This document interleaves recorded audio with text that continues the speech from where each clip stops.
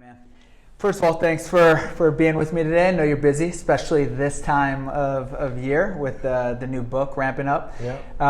I wanted to take this opportunity. I know you and I have talked a lot about it behind the scenes, but the audience that we'll be sharing this with are, typically going to be first-time authors, have plans to write a book, and like a lot of authors, have a goal of being on the coveted New York Times bestseller list. Yes. And I know this is something that you've made a habit of spending some time on that list. It's a dangerous habit, by the way, because you get addicted to it. So that's interesting, and I certainly want to get into how you've been able to achieve it so many times. I mean, especially the first one, and kind of understand how you got there. And I think a lot of the people listening, these will be new tactics and new strategies for them, and we can kind of unpack that and kind of go into that. But I've had the opportunity of having kind of a front row seat to your career, at least past several years, and it's been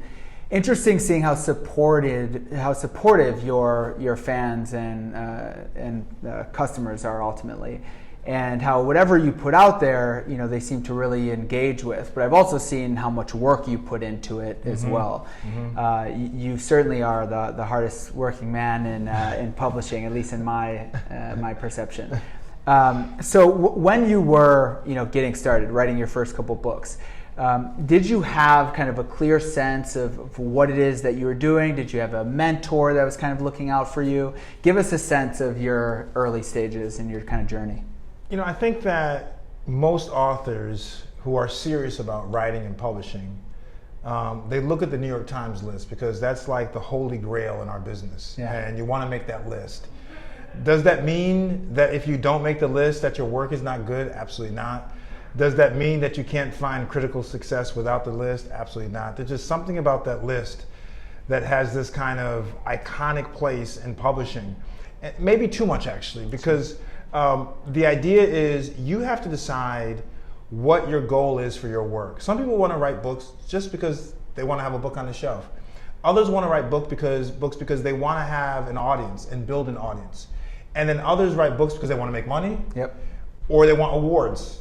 Or there's a combination of all those things. Sure. So whatever you've, as an author, as a young author, a new author, you have to decide what path you really want to take. And it's not that you can't change your path, but you got to have some kind of clarity of your vision of kind of where you see yourself and what you want to accomplish with your work.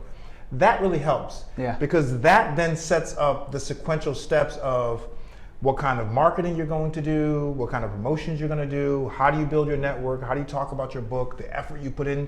People have to realize that writing the book is really just half the battle. Okay. The other half the battle is getting people to buy it. Sure. And authors used to think, well, if I write the greatest book, whether it's a novel or a nonfiction, and it had beautiful cover, and I put it on a bookshelf at a bookstore, it's going to sell. If you build it, they will come kind of deal. It doesn't work that way because it's such a crowded marketplace. And even more so than when I started. When I started, you didn't have, the internet wasn't like it is now. You didn't have the social media platforms like they are now. So it really was, and people were going into bookstores all the time. Yeah. Now most books are bought online. Now you have digital books, which are at least 30% of the market. Okay. So the dynamic of publishing has changed, and so people have to adapt accordingly. And so what I like to tell new authors is, listen, set yourself a long-term goal, but then also set smaller goals and focus on the small goals because they add up to the long-term goal. And since you intro talking about the New York Times, just so you know, even the New York Times list, when you talk about the mechanics of it, the algorithm they use to choose that list, no one knows. It's a black box. So you don't want to invest all of your validation in whether or not you make that list, because there are some books, many weeks, that sold enough per BookScan, which is the accounting software used, program used. There's some books that sold enough that week to make the list, and for some reason they didn't make the list. We don't know why.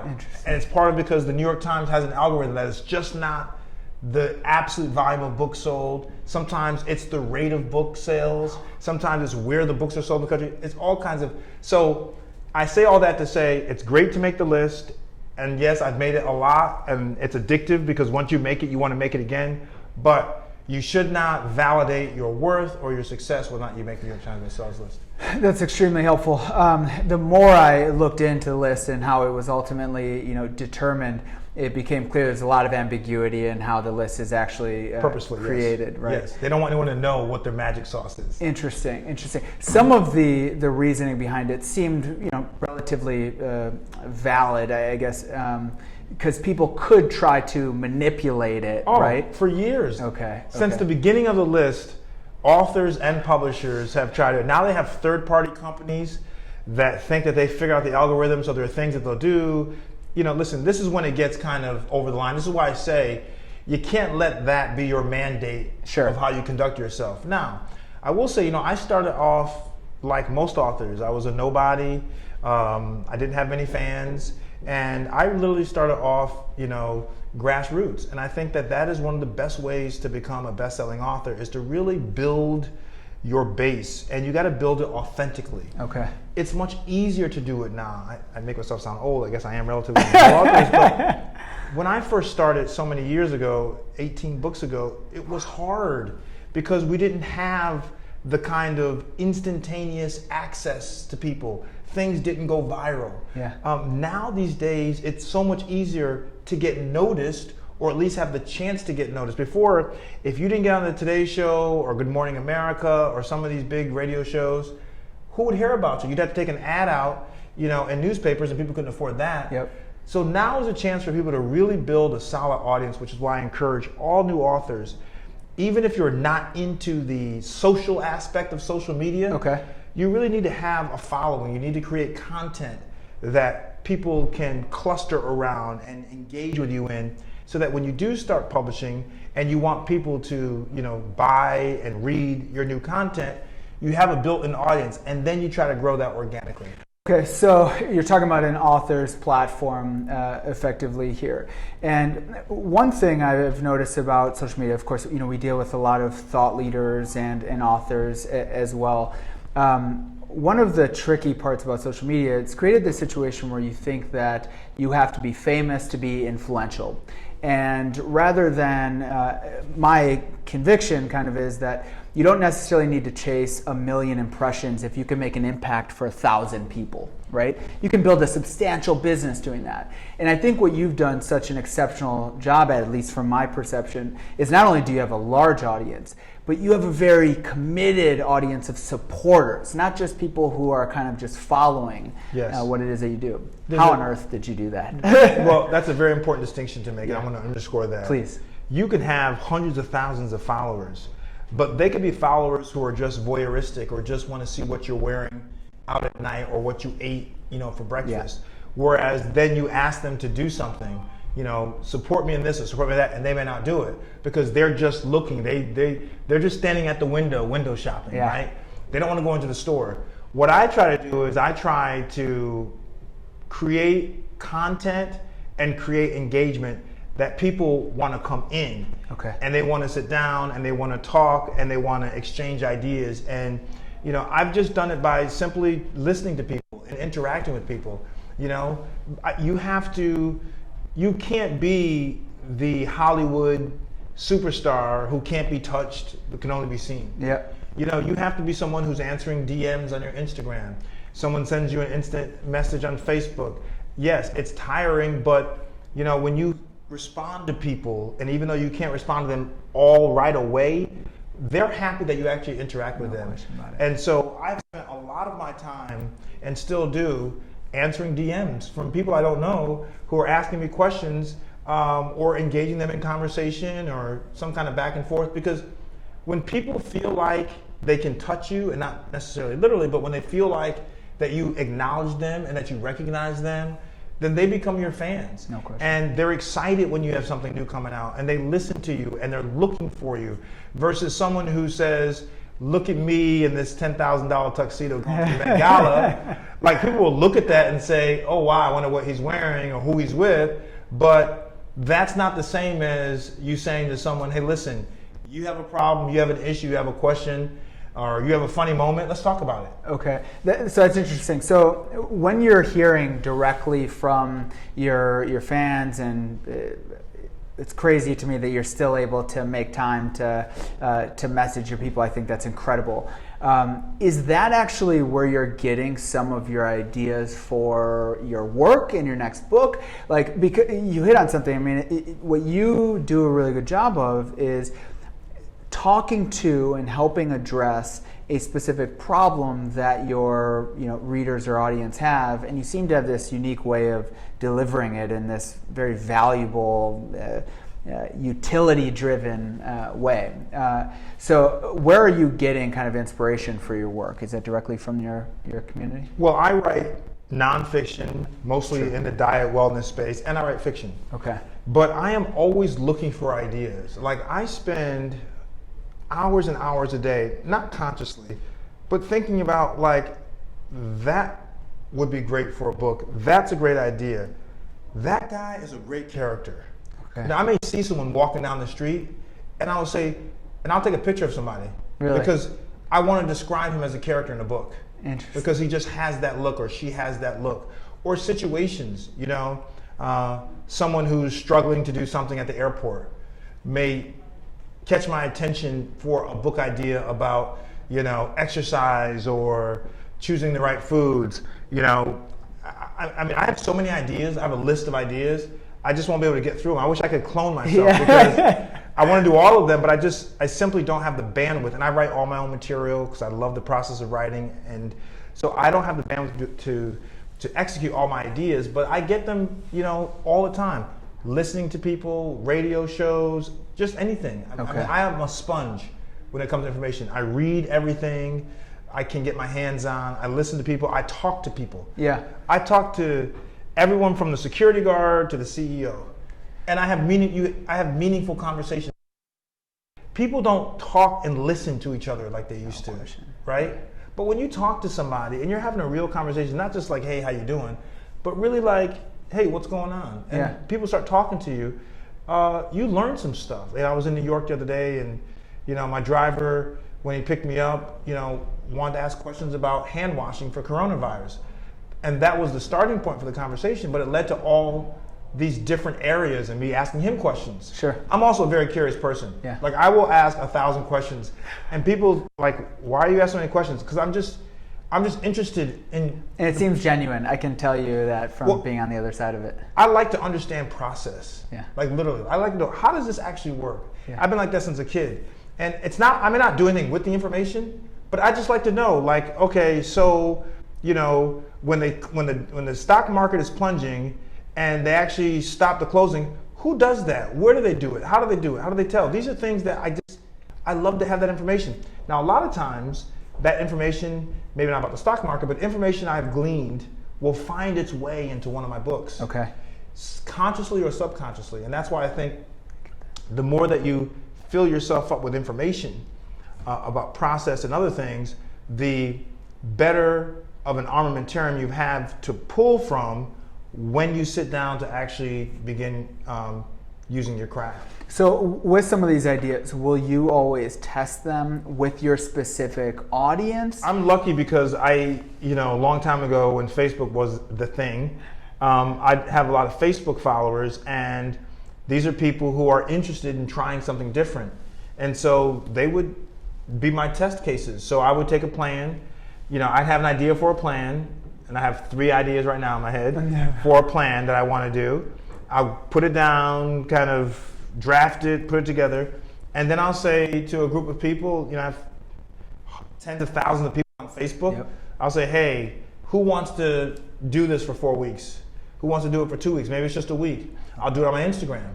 I'll do a challenge on Instagram for a week where I'm really testing out some principles and some ideas, and then I get the feedback.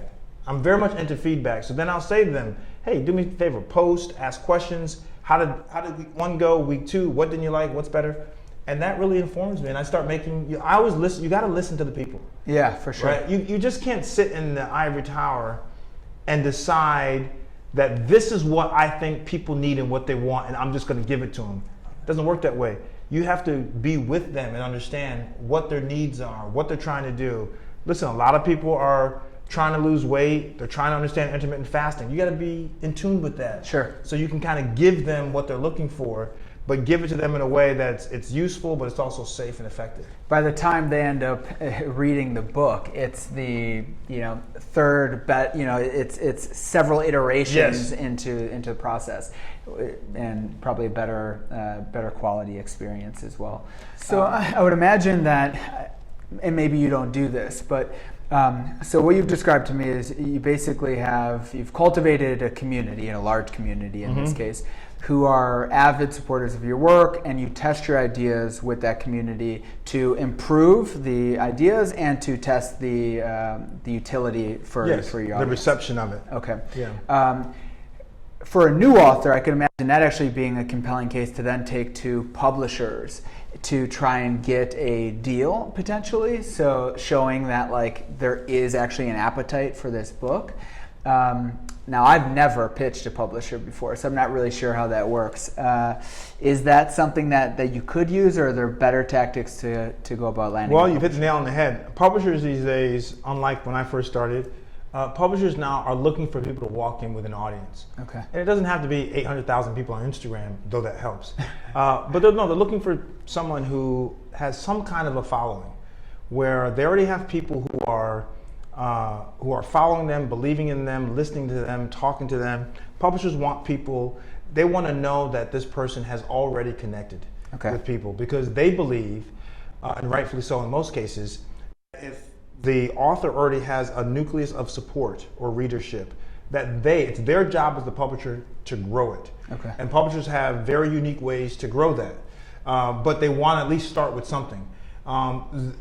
It's a very expensive investment to bring somebody on who has kind of nothing in the way of a following, and then try to build them a following and grow them. They do that still, by the way, but it's a more costly option for them. They prefer to have someone walk in and say, hey, I got 2,000 people on Instagram, 10,000 people on Facebook who follow me, and this is what I've done with them, and this is the kind of response I get. That's all important stuff now. What is the publishing house's role in trying to build that audience? Yeah, the publisher wants to sell books. Yeah. And so the publisher knows that the bigger your audience is, the bigger your following is, the more likelihood they're going to sell more books. So the publisher is invested, and that depends on other variables, but the publisher, as far as how invested they are, but the publisher is invested and your success, because your success is their success. So you win together. Yep. And one metric for success, or one, not even a metric necessarily in the classic sense, but one conduit for success is to have some type of growth of a following or readership, so that they can buy not just that book but subsequent books. And you want to keep book to book, you want to try to grow it. Sure. Will publishers, I'm going to get into some specifics here, will publishers actually do paid ads for you, in order to try to grow your following? Depending on the level of investment they've made in you, and by that I mean how much money they've paid you as an advance, because if they've paid you a certain amount of money as an advance, they want to recoup that advance. In order to recoup that advance, they have to sell books, you have to sell books. So depending on how much they invest, that they put out, that they need to get back, that fortunately and unfortunately sometimes dictates what kind of energy they put into growing your brand and how they do it. So yeah, but they'll buy, in the old days you could only buy a New York Times ad, which is really expensive. So only the authors who made a lot of money actually got the New York Times ad, because they could make that money back with the sales. But now there is social media marketing and targeting of different audiences. There's so much available for publishers that is so inexpensive now that they can use this with the authors who they've not paid a lot of money to. They can still use this without it being too expensive. So publishers they'll do an online advertising campaign. They'll do targeted marketing to certain newsletters that these guys have that have hundreds of thousands of people on them. So yeah, publishers will put money into it, but how much money they put into it really is based on kind of what their investment in you actually is. And so, new authors should really have these very meaningful conversations before they even get involved with the publisher about what the publisher's strategies have been or could be for them as far as building their readership. Okay. So probably no matter how involved a publisher is, they're looking to you to still try and drive some kind of promotion of it. It's probably good that you, whether you have virtual book clubs like we're working on together, other initiatives that are trying to create excitement and movement around your book being launched. Now I know one of those kind of classic things, and you've done a good job of, is getting on kind of big media, right? So Good Morning America, Today Show, etc. How on earth did you get into that initially? Like, how did you get on those big shows? Well, first of all, let me say one of the biggest mistakes that a new author can make is to think that once they publish the book, that people are just going to buy it and that their work is done. No, your work just actually begins. Yeah. Once the book is written, now you got to really start working, because writing should be fun and shouldn't feel like work. But then you got to start working. You got to figure out how to promote this book, how to sell this book, how to get people to pay attention to it, how to get these audiences with certain kind of influencers or getting on TV. I was lucky. I'm an aberration. The vast majority of authors are not going to be sitting on the set of the Today Show or Good Morning America or CNN like I do frequently. I start off as a journalist, so I was already a TV personality. Okay, right. That's so true. Okay. I was already, a correspondent for NBC News for many years. So and just fairness, it's not that I'm great; it's that I already was in, and so I was already doing these shows because it wasn't like I don't have the story of I just randomly, my publicist sent a copy of my book to Good Morning America and they said, wow, we want to have this guy, and I got on. No, I was lucky because I'd been on TV for many years. My friends are the hosts and anchors of a lot of these shows, and so I have an inside scoop, and everyone doesn't have that. So I'm acknowledging that everyone doesn't have that. Now, that being said, while it's nice to get on these big morning shows, you got to be honest with yourself and say, in most cases, it's unlikely. Not because you're not good enough, but simply because there's limited real estate and because there's typically some type of connection as to why a person's on the show, or the content is appealing to the show because it's dealing with, someone wrote a book about a pandemic, for example. That person now is going to be definitely very much welcomed on these talk shows and morning shows where, had we not been in this kind of situation, they wouldn't be. So I think people should focus, however, more on local media, because I started with local media. So I would go to smaller towns, and when you go to smaller towns, and by the way, this is another point, doing a tour like this, publishers aren't doing these kind of tours anymore because they're expensive. Sure. And the ROI, the return on investment for these tours tends to be small until you get big enough where you get enough sales in a particular market. But now it's the chicken and the egg. How can I get big if I can't get on the media, right? Sure. But I encourage people to really try to start home, wherever you live. Start there with trying to get on the local radio show, to get on a TV show, a public access show. Really start there, and then sometimes you have to invest. I mean, if you got in advance, you may save some of that to invest into your own promotion. But you need to go to other places, other communities, small places, where the media in those places are more likely to have you on, because they don't get many people to come on, right? That's a good point. Don't go to New York Yeah. and say I want to be on, Good Day New York. I wrote a book. Yeah, no, Have me on. But I used to go to Wichita, Kansas. Really? My publisher would say, "You want to go to Wichita, Kansas? Why?" Nothing against Wichita, but because it's not one of those big markets. Naturally. I said, "Listen, there are people who live in Wichita, Yeah. and they buy books like everybody else, and they'll be happy to have it, because guess what? Everyone doesn't always. People fly over them. Okay. They go to LA or they go to New York, or they fly over them. Sure. They'd like to have someone drop in on them and say, hey, let's talk about some stuff. So I think that it would behoove authors to start off locally, to try to get on these platforms. Part of it is, if you have the money from your advance, or you have it from other sources, you got to have a publicist. Okay. You really need someone who is a professional at finding opportunities for you to broadcast your message or get your book out. They can be expensive, but now actually publicists are not as expensive as they used to be, because there are more of them, but because there are different ways for them to get the word out. Yeah. In the old days, a publicist was trying to get you on the Today Show or Good Morning America or CBS This Morning. Now a publicist is trying to get you on podcasts, Yep. to get you with influencers, to get you on radio shows. There are all kinds of on digital platform shows. Totally. So now a publicist is not expensive, and a publicist now has more places to land you and your work. That's been my experience as well, limited experience, but I haven't yet regretted money I've invested in a publicist. I mean, someone who's just focused specifically on getting you on specific platforms, if you will.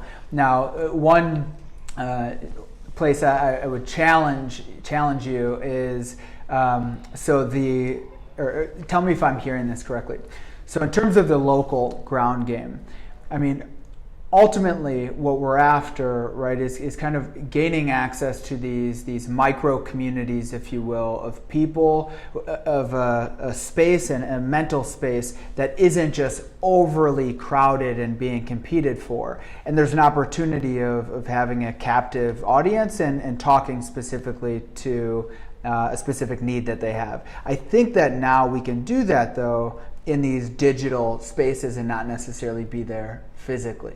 Is that fair? Yeah, 100%. Okay. I mean, the beauty of all the digital platforms and that's available now means exactly what you just said. And so, you know, it's much easier now to reach people. Yeah. It's less expensive to reach people. It's more instantaneous. Yep. I mean, this is wonderful for authors. It's wonderful because no longer are you one of 10,000 authors trying to get one slot on one of these morning shows, right? Yeah, yep. Yeah, you still want to get them. They help. They have a tremendous boost in your sales right away. But all these different digital opportunities and digital communities, Yeah. are tremendous because in that sense, while your immediate audience may not be huge, there's a multiplier effect with that audience. Amen. And it stays in that space. That digital footprint stays there forever. I get people. I did a podcast about 8 months ago. Yeah. And even to this day, I get people who have just seeing my episode on that podcast. It's evergreen. Yeah, it's evergreen. Yeah. So now they're following me and buying the book. So don't underestimate that. Okay. So that's more part of your strategy now, podcasts, things like that. So thinking about digital and obviously the surge in audiobooks, how is that changing the landscape of opportunities, or is it not? I mean, how is that impacting your business and how you're approaching things? So having like an audiobook. Yeah, I think that, many people are finding so many ways to now consume the book, right? And I think that the digital space allows people not to have to be in a quiet room to read a book. It allows them to do it on a train with headphones on, listening to it. It allows them to do it driving to work if they drive to work. I mean, there's so many different, at night when everyone's asleep, and they're on their iPad, it allows them to connect that way. There's so many different ways now that the digital offerings are making a difference for people, that it's exciting, and I think that it's going to help authors who otherwise would not get traditional platforms to create a big buzz about what they're doing. Okay, fair enough.